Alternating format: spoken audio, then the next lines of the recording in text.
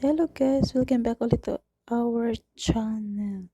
So today guys, our vlog is i-share ko lang yung mga hadiah natin during Eid dito sa Saudi Arabia. So guys, ito yung mga natanggap natin na mga gift nung last party namin dito sa Eid. So ayan, nagkaroon tayo ng pera ng mga regalo. So kapag during kasi ng Eid, namimigay sila ng mga pera. Yan. Nagkaroon tayo ng pera, tsaka mga bag, mga jewelries.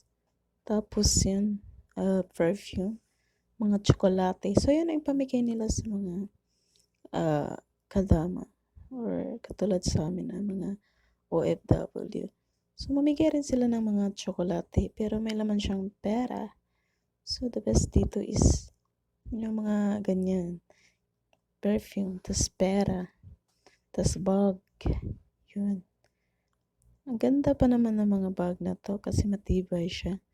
And then, yung jewelries na to, sobrang ganda, ang cute. Oo, tapos, set siya, meron siyang earrings, meron siyang necklace. So, sobrang ganda nito. I like it so much. Kapag totoo man o hindi, basta regalo, sobrang na-appreciate ko siya. Sobrang ganda. So, ayan, buksan natin. Tingnan mo siya, sobrang ganda. Gusto ko siya, promise. First ko siya nakita, sobrang gusto ko na siya. Oo. Minsan lang ako nagkaregalo ng mga jewelries. Ang iba, hindi naman talaga siya totoo, pero sobrang ganda. Oo. Fashion lang siya, fashion. So, pwede mo siya suotin sa mga, yan, sa atin. Pag saan-saan tayo pumupunta, masuot to siya. Yes, ang ganda, diba? So, jewelries. So, yung pera na to, nagkaroon tayo ng 420 reals o Saudi money. Nakatanggap tayo ng 420 reals money. Tapos, yung earrings. First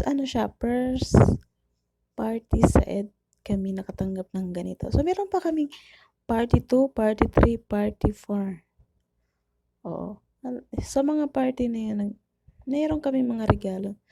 Yung lahat ng pera na to, lang to sa last party. So, party na dito sa nanay ng amo ko. Yan, nag-party sila. So, nung nakaraan ng mga party, yung first, second, may natanggap din kami pero hindi, mas maliit lang sa pera ng ganito. Yes.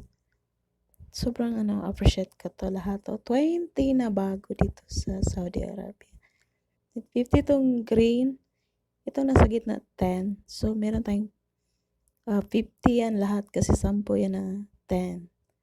Dalawang tag 100 tapos 4 na 50. So, yung 4 na 50 hindi naka-display yung isa kasi binigay lang siya.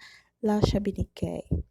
So, yung nakalagay ko lang dito is 3 kasi hindi pa siya nabigay doon sa nagbigay na pinakahuli. So, yan.